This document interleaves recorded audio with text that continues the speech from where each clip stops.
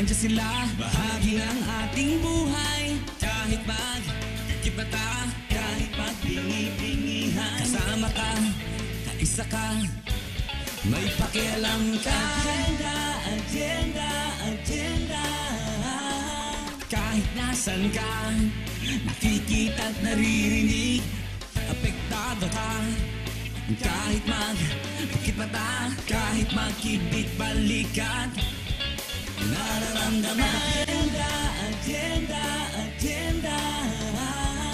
Kahit di pag-usapan, nararamdaman. Sa bawat kibot-galaw natin, nakakaapekto sa atin. Pag-usapan natin, harapin natin sa agenda, agenda, agenda. Kasama ka, kaisa ka, may pakialam ka. Kahit saan ka lumingon, may isyung nakakaapekto sa iyo. Kaya dapat pag-usapan. Dahil lahat ng issue, kasama ka, kaisa ka, may pakialam ka.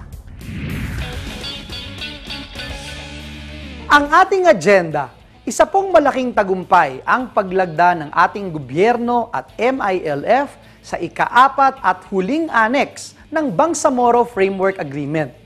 Kaugnay po nito, tuloy-tuloy na nga ba ang inaasam-asam po nating kapayapaan at kaunlaran ng Mindanao? Abangan po ang mga detalye sa ating agenda report. Isang makabuluhang talakayan naman tungkol sa pagsusulong ng peace process ang hatid po sa atin ng Agenda 1-on-1. Kasama po si GPH Peace Panel Member Senen Bacani ng Office of the Presidential Advisor on the Peace Process o OPAP. Ako po si Joel Villanueva at ito ang ating agenda. Ito ay dadaan pa sa matinding pag-uusap.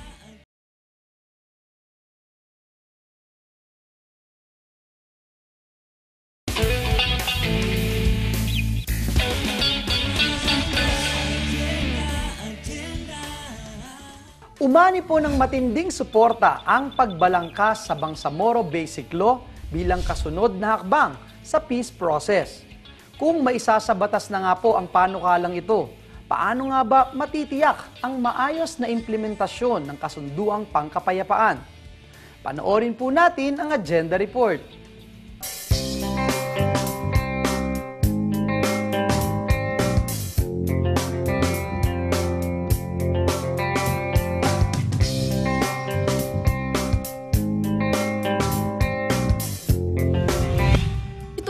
Pinirmahan ng gobyerno ng Pilipinas at ng Moro Islamic Liberation Front o MILF ang Normalization Annex ng Bangsamoro Framework Agreement sa Kuala Lumpur, Malaysia. Layunin ng ika-4 at huling annex na siguraduhing maging maayos at mapayapa ang pagpapatakbo sa itatatag na Bangsamoro political entity. The Annex on Normalization provides for a very good program for cooperation in security through the bodies that we have agreed to call the Joint Peace and Security Teams. The JPSTs will be made up of contingents from the AFP, the PNP, and the BIAF, or the Bangsamoro Islamic Armed Forces, which is the armed wing of the MILF. And they will be posted in different communities to ensure that peace is kept on the ground, to prevent the eruption of any hostilities, to ensure peace and order in the communities, and all other kinds of assistance where the conflict had actually raged throughout the decades. Umani ng papuri at suporta ang paglagda sa Normalization Annex, hindi lamang sa ating bansa, kundi maging sa international community. Ilan sa mga nagpaabot ng kanilang pagbati ay sina United Nations Secretary General Ban Ki-moon at si US Secretary of State John Kerry. Matapos mapirmahan ang Normalization Annex, tinututukan naman ngayon ang pagbalangkas sa Bangsamoro Basic Law. Sa pamamagitan nito, mas mapagtitibay ang isinusulong na peace talks sa MILF at ang pagbuo sa Bangsamoro political entity. We negotiated on the basis of good faith and due diligence. The commitment to implement is there. There is a clear timeline. There will be an exit agreement This has been negotiated, it has been signed, and it will be implemented jointly with the parties concerned. Ngunit ayon sa isang political analyst, hindi madali ang pagpasa sa panukala lalo na't pag-aaralan pa ito sa Kongreso. Ang next step is to put it and make it as a draft basic law, no? Yan ngayon yung gagawin ng Transition Commission. Ipapasa ng Transition Commission sa Congress. Critical yung parting yan kasi maaring iba yung version na gusto ng Congress doon sa draft ng basic law. And naabot talaga sa puntong yun kasi by nature, ang Congress, baka iba yung interpretation niya. Samantala, nagpahayag naman ng suporta ang ilang kongresista sa pagsasabatas ng gagawing Bangsamoro Basic Law. Tiniyak din nila na kanilang susuriin at tatalakayin ng iba't ibang aspeto ng panukalang batas. Ang Kongreso, naniniwala ako, handa na pero hindi nangangahulugan na ito ay aaprubahan kagad sapagkat ito ay dadaan pa sa matinding pag-uusap, paghihimay at debate. I am very positive. Bilang representante ng Sibak Party List, tayo ay 101% ang ating support dito sa proposed region para magkaroon tayo ng makabuluhan at totohanang kapayapaan sa Mindanao. Sa dulo, kailangan mo ng batas para ma-enable yung mga specific principles embodied in yung agreement. Yung agreement will be the guide, obviously. Pero in order to implement yung guide na yan, kailangan nating isa batas. Definitely, I'm supportive of the peace process and I want the peace negotiations to succeed. And I do not want the current peace negotiations to end up like the failed MOA-AD. Kailangan na makita natin kung yung magiging pakinabang ng buong kababayan natin. Sinisiguro rin ng Administrasyong Aquino na saklaw ng ating saligang batas ang panukalang Bangsamoro Basic Law. Inaasahan ng ating Pangulo na maisasa batas ito bago matapos ang taong 2014.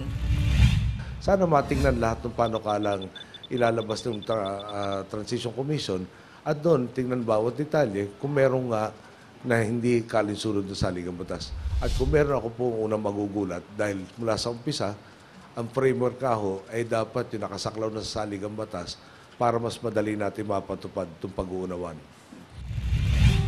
Umani din ng iba't ibang reaksyon mula sa ating mga kababayan ang isinusulong na panukala para sa pagtatatag ng Bangsamoro government. Nagkaka-divide sila, yung BIF, yung MNLF, NILF. So isang party lang yung nabigyan ng opportunity. So manggugulo yung dalawa, kaya hindi rin magiging successful. Hindi naman nagkakaisa, saka magulo talaga Wala namang maraming grupo-grupo. Short of the armed struggle. Wala nang armed component.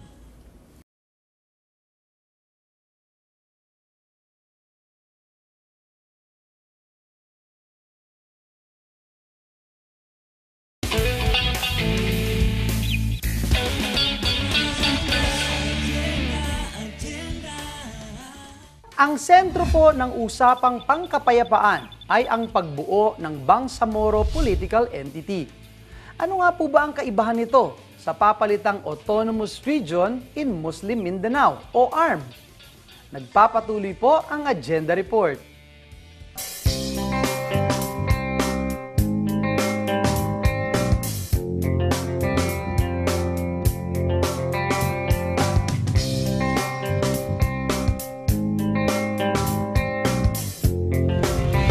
Kaila sa atin na may mga hamon pa rin sa pagtataguyod ng kasunduang pangkapayapaan sa Mindanao.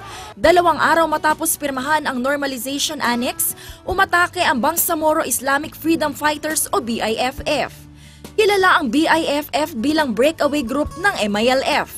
Mahigit kumulang 1 linggo rin ang itinagal ng labanan sa pagitan ng militar at BIFF. Nakasaad sa Normalization Annex ang decommissioning o ang pagsuko ng MILF na kanilang mga armas sa isang independent decommissioning body. Paliwanag ni Professor Wadi, kritikal sa normalisasyon ang pagsuko ng MILF ng kanilang mga armas. Maraming mga MILF members ang hindi naman parang ang problema nila ay lumaban sila sa gobyerno. Marami rin silang mga kaaway na sa ibang pamilya. No? So, kaya sila nag-armas. Protection yun sa kanilang sarili at sa kanilang pamilya. Ngayon, kung tatanggalan mo ng armas yan, wala silang proteksyon, paano yung seguridad nila? May garansya ba? Mabibigay ba yun ng bagong Bangsamoro entity? So, dapat i-consider yun. Sa kabila nito, matibay ang hangarin ng ating gobyerno at ng MILF na makamit ang pangmatagalang kapayapaan sa Mindanao at maitatag ang Bangsamoro Political Entity sa taong 2016. Ito ang papalit sa kasalukuyang ARMM o Autonomous Region in Muslim Mindanao.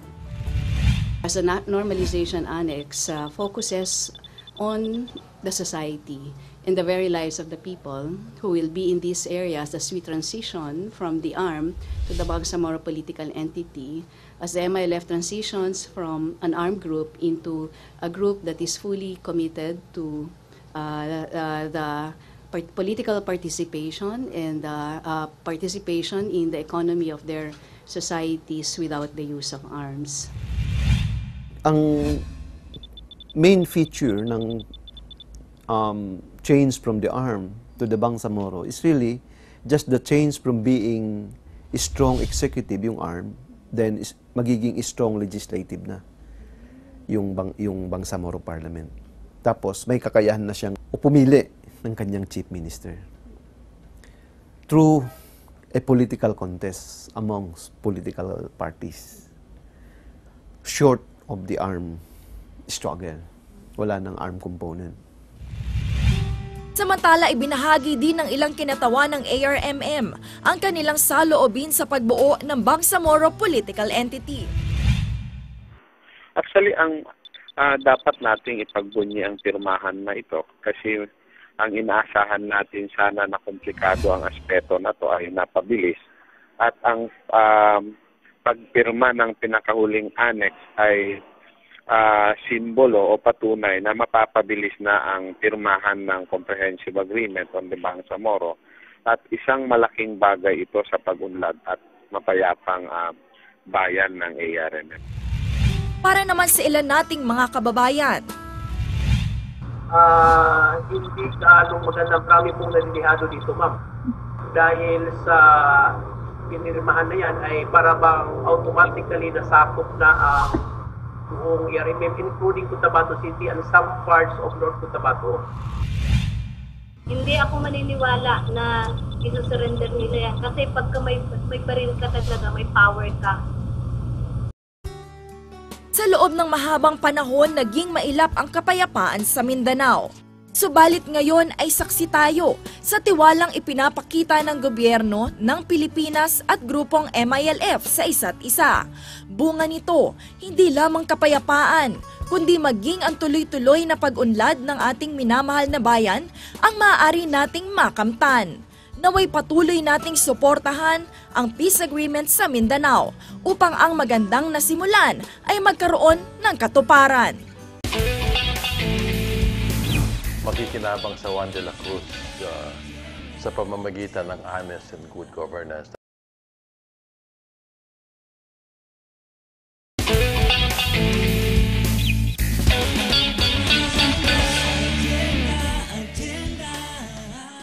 Mapalad po tayo at kasama natin ngayon si Government of the Philippines Peace Panel member, si Nen Bacani, upang samahan po tayo sa ating talakayan ngayong umaga. Sir, magandang umaga po. Magandang umaga naman sa inyo. At gusto ko on behalf of the Team Agenda, i-congratulate kayo ang buong GPH Peace Panel, maging ang mga kasamahan po ninyo at of course yung MILF panel dun sa maituturing nating matinding breakthrough no sa kasaysayan ng ating bansa. Siguro sir, siguro yung unang itatanong ko no, May mga ilang annexes na po ito, no? I think, if I'm not mistaken, 4 na annexes. 4 na And annex.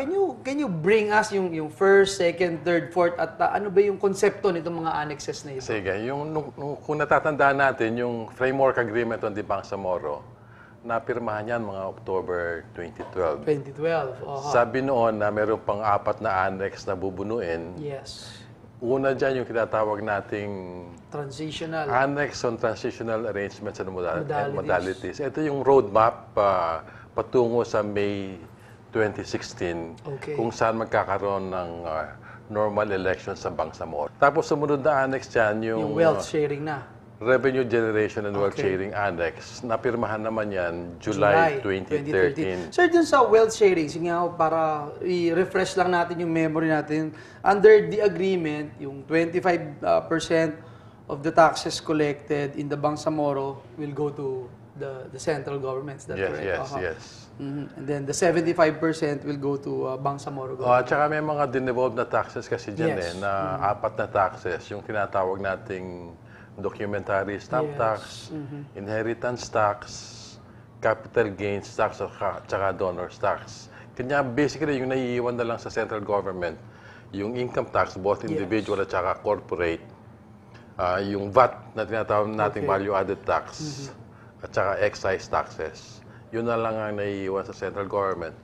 Yung ibang mga taxes will remain. Na-devolve na sa Bangsamoro. Then the natural resources, fossils, fuels, for example, shared equally. Merong shared doon. Yung fossil fuel, 50-50 tayo. 50-50 po. Dun sa tinatawag nating metallic minerals, 75-25 in favor of the Bangsamoro. Sir, the third annex would be the power sharing. Ito yung kailan lang, signed December, if I'm not December mistaken. lang, 2013. Dito naman, yung powers reserved for the central government and those which is exclusive. Yung tinatawag nating reserved for the central government, tapos yung exclusive to the Bangsamoro, at saka meron din concurrent, may mga aspeto na pertain to the central government, may mga aspeto that pertain to the Bangsamoro government, tinatawag na concurrent powers. Okay. And then, of course, itong yung pinakahuli. Pinakahuli at pinaka-exciting, no, happened in Kuala Lumpur, Malaysia. Ito yung Annex 4, which is called Return to Normalization. Can you give us a briefer? Actually, maraming aspeto yan. Kanya, although nabibigyan ng focus yung decommissioning, pero ang maraming aspeto yan, yung tinatawag nating socio-economic development. Okay. Meron tayong transitional justice and reconciliation. Social reconciliation. Merong policing. Merong decommissioning of the MILF forces and weapons. Merong redeployment of the armed forces of the Philippines. Basically, lahat yan, parang sabay-sabay mangyayari, leading towards, parang tinatawag nating normal and peaceful life. Hopefully, pag nag-stabilize na yung peace and order, parang normal life na, even yung mga negosyante, will go papasok na ron, magkakaroon ng mas maraming trabaho, maraming mga tao gaganda ang antas ng kanilang pamumuhay. Bali ganun yung ending niyan na at saka mahirap din dito, kailangan merong catch up mode muna tayo dahil what do you mean catch up mode? Sige yung po. Kasing yung area ng Bangsamoro, ano yan the poorest region in the country. Yes. Kanya mas mababa yung standard of living compared to the average Filipino. Kanya kailangan mag-catch up. Para ang hirap isipin kasi kay Juan de la Cruz, paano ba talaga magsisimula? Saan magsisimula? Yung ang bubunuin pa, kailangan magkaroon ng focus para mas makita kagad ni Juan de la Cruz kung anong pwede mangyari. In fact, isa sa mga agreements natin, we will transform 6 previously acknowledged camps ng MILF into peaceful and productive communities para makita ng tao. At saka, I think, especially mga tao doon, maramdaman na meron palang pagbabago. Yes. Pagbabago towards progress. Yes. Sir, yung tatanong ko ng marami, ngayon natapos na itong ika-4 na annex. Ano na ho yung next course? Ano na ho yung mangyayari after this? Yung di meron tayong 4 na annex at saka yung framework agreement. Parang meron yan na hindi naman covering letter lang. Yes. Covering letter, merong introductory text and the rationale of the whole thing. Hopefully, matapos yan maganda sana matapos ng February. Opo. Dahil kagagaling lang nga namin sa Malacanang, sabi ng Presidente, dahil because of the schedule of Congress, maganda yung dinadraft ng Bangsamoro Basic Law ng Transition Commission. Maganda daw mas mabigay sa Kongreso mga March. Yes. Dahil magre-recess na kasi before Holy Week. Oh, yes, yes. At saka sabi niya, pag namang after Tisona, baka maging priority naman yung budget. Yes. Kaya sabi niya, para magkaroon ng mga panahon para sa mga consultations at saka public hearing. Timing.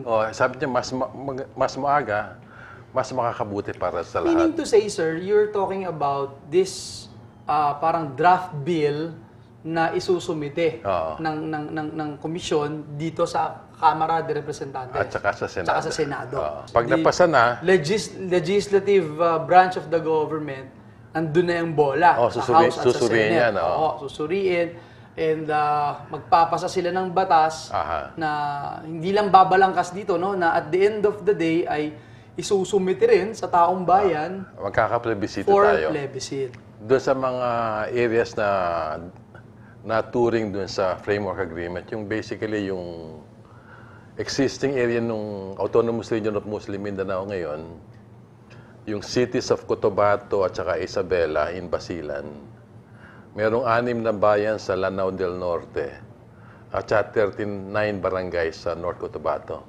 Yan ang mga sasama sa plebisito. Kasama doon. At saka pagkatapos ng plebisito, lahat ng nagbotong yes, in effect yun ang coverage ng Bangsamoro, magkakaroon ng Bangsamoro Transition Authority. Hopefully sometime in mga first quarter ng 2015. Okay. Preparatory to the regular elections sa ng 2016. 2016. Yes. Sir, medyo talagang very interesting. Marami pang dadaanan. At marami pa akong dadaanan. And siguro yung next question, no? Ano yung mga hamon na ating kakaharapin pa? Kasi parang ngayon, nararamdaman na natin, no? Siguro hindi nalingid sa kaalaman natin yung nangyari sa Zamboanga was also triggered by these events, no? Yung ngayong nangyayari na may Bangsamoro BIFF, no? Anong masasabi niyo dito at anong posisyon niyo rito? Ito nga kailangan ma-explain dito sa lahat dahil pinag-uusapan natin isang lugar at saka Bangsamoro. Kailangan hopefully magsama-sama yung mga iba-ibang Bangsamoro dito sa comprehensive agreement dahil syempre meron diyan tututol, no? Pero hopefully, iniimbita nga natin yung ibang na hindi pa kasama sa proseso na sana, hindi pa naman huli na makasama sila sa proseso dito sa pagbabalangkas ng draft Bangsamoro Basic Law. May panahon pa para makasama. And sir, what do you think is the main reason? Bakit sila tumututol? Or maaari na ano kaya yung hindi nila naiintindihan na gusto nyo ipaliwanag sa kanila? Yung kasing meron tayong final peace agreement noong 1996, may mga sinasabi sila na merong hindi nangyari sa implementation. Dito. Kailangan tapusin na muna yung kung ano mang implementation ang kailangan dito bago sumama sa ibang proseso. Okay. Pero sinasabi rin natin na dun sa agreement na pinirmahan ngayon, especially yung tinatawag nating power sharing, nakasaad doon na lahat ng consensus points dun sa tripartite review, 42 yun eh. Yes. Isasama rito sa pagbalangkas ng draft Bangsamoro Basic Law. Sinasabi na lahat ng past agreements, kung ano yung pinaka-relevant dito, isasama dito sa darating na gagawing batas. At sabi nga namin, in the end, meron pa rin opportunity sa Bangsamoro Transition Authority. Ultimately, lahat naman pwedeng sumama sa pag-election na sa May 2016. Yes, exactly. No? Free for all yan eh. Sir, yun yung siguro dapat maintindihan ng mga kababayan natin, lalo na sa lugar ng Mindanao, yung Bangsamoro community, no? Na at the end of the day, ito ay iyahain muli sa kanila. At at the end of the day, sila rin ang magdidesisyon. No? Sir, ito yung million-dollar question. Pag hindi nanalo ang yes at nanalo ang no, what's gonna happen? So parang, would you say na parang baliwala lahat yung pinaghirapan? Ay, inaasahan naman natin na malaking pag-asa na mas madadagdagan pa yung area dahil itong binuno natin na Comprehensive Agreement on the Bangsamoro, definitely maraming portions na mas maganda compared sa 1996 final peace Sir, agreement. yan ang magandang i-tackle ho natin. Ano ho yung mga sinasabi nyo na compared to the previous ones, ito yung mga dapat nilang makita na mas magiging kapaki-pakinabang sa Bangsamoro community? Banggitin ko lang yung ilan, no? Siyempre, yung binanggit nating sharing kanina sa mga revenues at saka wealth, mas maganda ngayon, nadagdagan.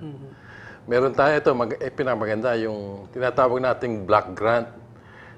Ngayon kasi, bawat taon, kailangan merong budget yung tinatawag nating ARM ngayon. Ang mako-convert yan, kagaya sa IRA, dun sa local government unit, magkaka-formula na lang na hindi na kailangan i-negotiate with Congress every year. Kagaya sa IRA, sa mga munisipyo, at saka, automatic ho yan. Automatic yan, may formula yan. Naka-earmark na. Magkakaroon din ng formula dito para sa Bangsamoro. Ito, first time na mangyayari sa atin, yung ministerial form of government. Hindi ngayon, presidential system tayo. Pero sa Bangsamoro, ministerial, parang may parliament. Indirect election. Kung sino mga na-elect na representatives, among themselves, they will elect the chief minister. Nung assembly. Nung assembly. Hindi yung ngayon, direkto tayo bumoto sa governor.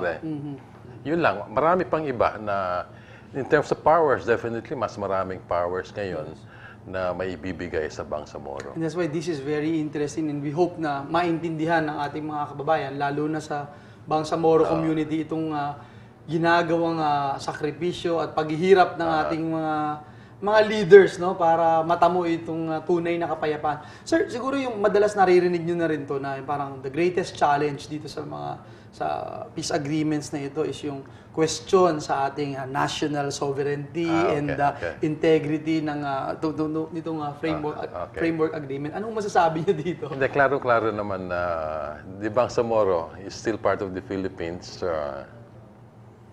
There is supervision over the Bangsamoro by the President. At saka nasasad naman niya sa Constitution natin na mayroong provision sa Constitution, mayroong pwedeng dalawang autonomous region. Isa for Muslim Mindanao at saka isa para sa Cordilleras. Although alam natin, sa Cordilleras hindi pa nabuo dahil ayaw pa rin pumain ng mga tao. Pero dito, alam natin, meron ng autonomous region na magiging tatawagin natin ngayong Bangsamoro. Definitely, walang sovereignty question dito. At saka yung aming instructions nga sa Presidente, everything that you sign should be within the Constitution. At saka sabi niya, you only sign or you only promise what you can deliver. Never promise anything that you cannot deliver. That's who he is, yung Presidente natin. Sir, siguro yung huli kong itatanong, no, bakit dapat ma-engage si Juan de la Cruz dito? At sa paano bang paraan dapat ma-engage si Juan de la Cruz sa usapin ng pangkapayapaan? Naniniwala kami talaga na kung ano yung kabutihan mangyayari dito sa Bangsamoro, marami rin kabutihan na mangyayari sa Mindanao, maraming kabutihan mangyayari sa Pilipinas. At saka inaasahan namin na hopefully with good governance in the future, mapapakita that at last makikinabang sa Juan de la Cruz sa pamamagitan ng honest and good governance na yung antas ng kanyang pamumuhay ay mas tataas, lalo na sa Bangsamoro. At siguradong mararanasan natin yung katas ng tunay na kapayapaan. Sir, maraming salamat po. Mabuhay po kayo. Tutok lamang po kayo at magbabalik po ang ating agenda.